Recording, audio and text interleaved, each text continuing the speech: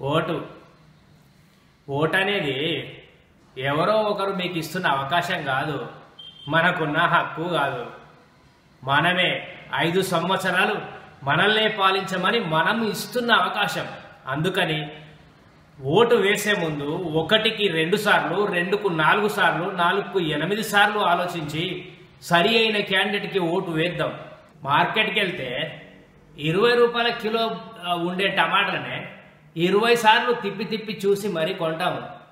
Sweet షాప్కి వెళ్తే ఏ sweet చాలా ఫ్రెష్గా ఉంది, ఏది చాలా బాగుంది, ఏది నీకు నచ్చుతుంది అని ఎన్నో ఆలోచించి కొంటాం.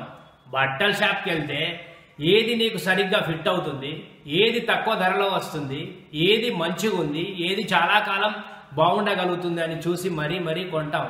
కానీ మనమిస్తున్న అవకాశం 5 సంవత్సరాల పాటు మనల్ని పాలించేందుకు మనమిస్తున్న అవకాశాన్ని ఎవరు చాలా బెటర్గా చూసుకోగలుగుతారనే ఆలోచన ఒకసారి కాదు, 2 సార్లు కాదు, 100 సార్లు, 1000 సార్లు ఆలోచించండి. 5 సంవత్సరాలు మనం ఏం తింటున్నామో, ఎలా ఉన్నామో, ఏం చేస్తున్నామో అని కూడా పట్టించుకొని నాయకులు 5 సంవత్సరాల తర్వాత ఎలక్షన్ సమయంలో భుజాల మీద చేసి అన్న, తమ్మి, అమ్మ, అయ్యా అని సంబోధించి ఓటు లాక్కోవడానికి వస్తున్న నాయకులని నమ్మొద్దు. గెలిచిన తర్వాత మనతోనే ఉంటూ మన బాగోగులు చూసుకుంటూ మనం ఏమి చేస్తున్నామని పట్టించుకుంటూ అభివృద్ధి కార్యక్రమాలు ఎక్కడ తగ్గకుండా ముందుకు తీసుకెళ్తూ ఈ 5 సంవత్సరాలు ఎంత ఎఫిషియెంట్గా పనిచేయగలడా అని ముందే నిర్ణయం తీసుకొని ఎఫిషియెంట్గా పనిచేసే నాయకులకి అవకాశం ఇద్దాం. మా దగ్గర 4 నిలబడ్డారు, 4 క్యాండిడేట్లు నాకు నచ్చలేదు అని ఓటు వేయడం మానేయవద్దు. ఎందుకంటే ఈ 4లో ఎవరో ఒకరు ఎంతో కొంత బెటర్ క్యాండిడేట్ ఉండొచ్చు. మీరు ఓటు వేయకపోవడం వల్ల ఆ బెటర్ క్యాండిడేట్ నెగ్గకపోవచ్చు. అందుకే ఓటు ప్రతి ఒక్కరం వినియోగించుకుందాం. ఈ 4 అభ్యర్థులు నచ్చకపోతే బ్యాలెట్లో నోటా అనే ఆప్షన్ కూడా ఉంటుంది. నోటా ఆప్షన్కు వేసే ముందు మరొకసారి ఆలోచిద్దాం.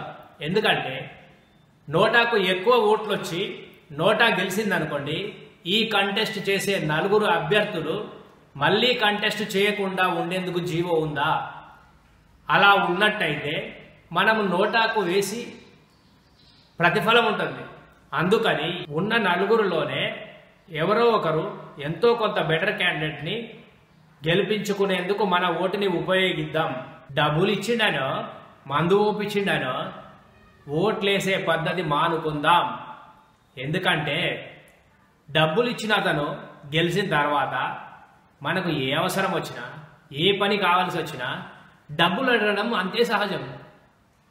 అందుకని డబ్బులు, మందు ఎంటర్టైన్ చేయకుండా మనం డిసిజన్ తీసుకొని ఎవరు మంచి క్యాండిడేట్ అని గుర్తించి మరీ ఎలక్ట్ చేసుకుందాం.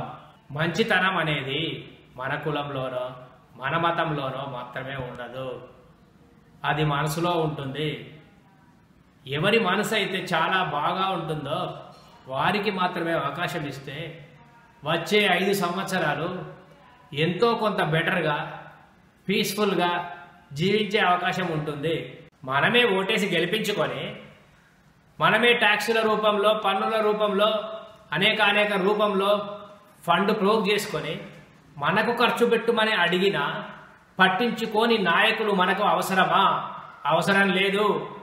మన అవసరాలకు పనికిరాని నాయకులు మనకు అవసరం లేదు. వారిని ఈ ఎలక్షన్లో ఎంటర్టైన్ చేయకుండా, ఓటు వేయకుండా ఎవరైతే మనల్ని సరిగ్గా చూసుకుంటారో, అంటే మన ఆస్తి, గవర్నమెంట్ ఫండ్ ఈజ్ వాట్, మన ఆస్తి, మనకు సరిగ్గా ఎవరైతే ఖర్చు పెడతారో, ఎక్కడ రియల్ డెవలప్మెంట్ అవసరమో, ఎక్కడ నీళ్లు అవసరమో, ఎక్కడ ఫుడ్ అవసరమో, ఎక్కడ బట్టలు అవసరమో అని చూసుకునే నాయకుడే నాయకుడు. అలాంటి నాయకునికే ఈసారి అవకాశం ఇద్దాం. నేను ఒక్కడిని ఓటు వేయడం వల్ల నేను అనుకునే క్యాండిడేట్ గెలుస్తాడా అనే అపోహలొద్దు. ఎందుకంటే నీ ఒక్క ఓటు వల్లనే ఏమో నువ్వు అనుకునే క్యాండిడేట్ గెలుస్తాడేమో. పుట్టినప్పుడు నువ్వు ఒకడే, సీఎం ఒకడే, పిఎం ఒకడే, సచ్చేప్పుడు కూడా నువ్వు ఒకడే వచ్చి నువ్వు అనుకునే ఒకే ఒక క్యాండిడేట్కి ఒకే ఓటు వచ్చినా పర్వాలేదు అనుకొని ఓటు వేద్దాం.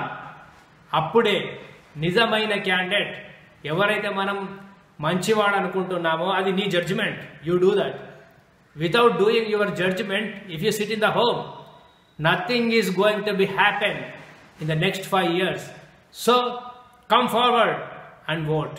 ఓటు మన హక్కు కాదు, మనకెవరో ఇస్తున్న అవకాశం కాదు.